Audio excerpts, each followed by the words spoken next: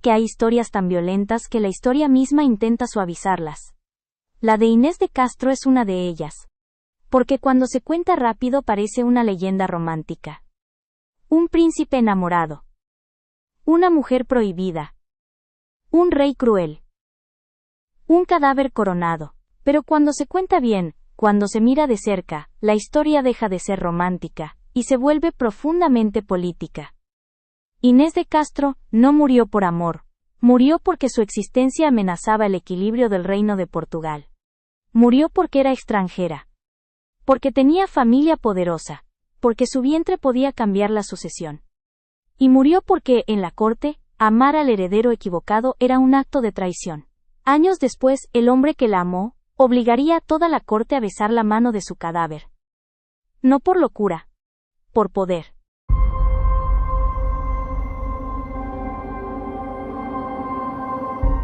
Inés de Castro nació en Galicia, en una familia noble pero incómoda.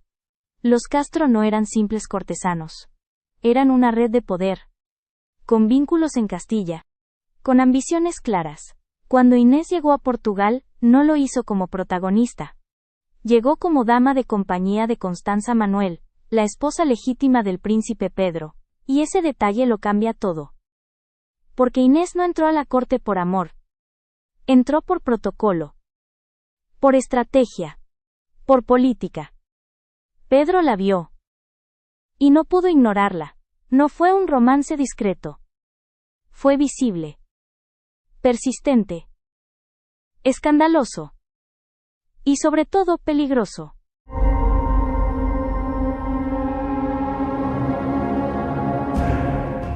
El rey Alfonso IV entendió el problema de inmediato. No era una cuestión moral, ni siquiera familiar, era una cuestión de Estado. Si Pedro se casaba con Inés, los hijos de ambos podían reclamar el trono.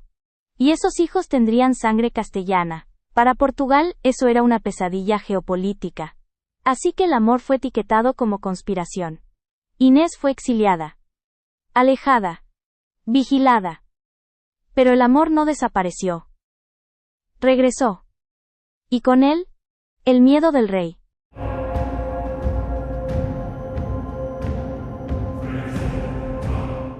El rey Alfonso IV no actuó de inmediato. Eso es importante. Porque Inés no fue asesinada en un arranque de furia, ni en una escena pasional, ni en un momento de locura. Fue asesinada después de deliberar. El rey reunió a sus consejeros. Hombres experimentados. Hombres de Estado. No discutieron si Pedro amaba a Inés, eso era evidente. Discutieron algo más frío. ¿Qué pasará con Portugal si ella vive? La respuesta fue unánime. Inés era un riesgo.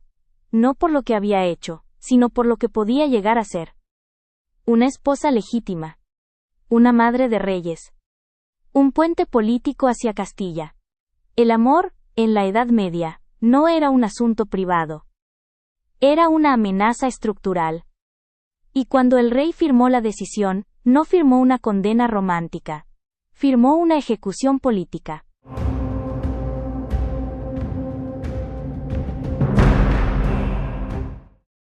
Inés fue llevada a Coimbra. Separada de Pedro. Rodeada de silencio. No sabía cuándo. Pero sabía que algo se acercaba. Los hombres que fueron por ella no eran verdugos anónimos. Eran nobles. Eran enviados del rey. La historia dice que Inés pidió clemencia. Que habló de sus hijos. Que se arrodilló. Puede que sí. Puede que no. Lo que sí sabemos es que fue asesinada sin juicio y sin escándalo público.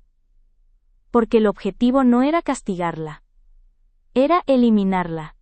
Cuando Pedro se enteró, no gritó. No corrió. Se quebró. Y luego, esperó.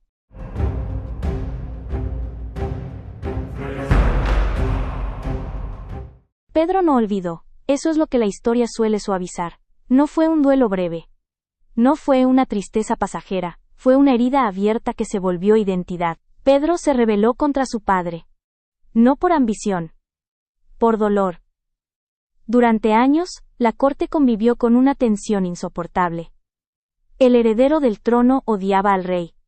Y el rey sabía que había creado a su propio enemigo. Cuando Alfonso IV murió, Pedro no lloró. Subió al trono. Y el pasado regresó.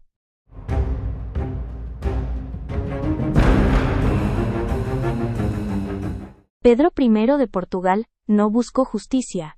Buscó reparación. Ordenó la captura de los responsables. No todos escaparon. A 2 de ellos les arrancó el corazón. Literalmente. No fue crueldad gratuita. Fue mensaje. Pedro necesitaba que la corte entendiera algo. El amor, cuando es negado por el poder, puede volverse violencia legítima. Pero eso no fue suficiente. Inés seguía muerta. Y la historia, incompleta.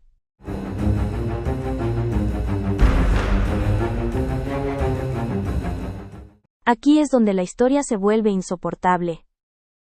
Pedro declaró que Inés había sido su esposa legítima. Que se habían casado en secreto.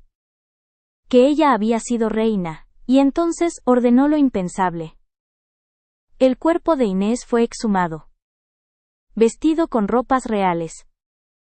Sentado en el trono. La corte fue obligada a rendirle homenaje. A besar la mano de una mujer muerta. No fue un acto de locura. Fue un acto de poder. Pedro obligó al reino a aceptar una verdad tardía. Inés había sido reina. Aunque no viva. Aunque demasiado tarde.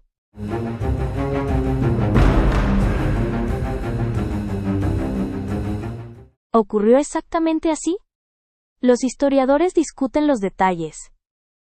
Pero eso no importa tanto. Lo importante es que Portugal necesitó creerlo, porque la historia de Inés no es solo tragedia. Es advertencia. El poder puede matar. Pero no siempre puede borrar. Inés de Castro nunca gobernó. Nunca decidió. Nunca tuvo voz política. Y aún así, fue una de las mujeres más peligrosas de su tiempo. Porque su existencia demostró algo intolerable. Que el amor, cuando cruza la línea del poder, puede cambiar la historia.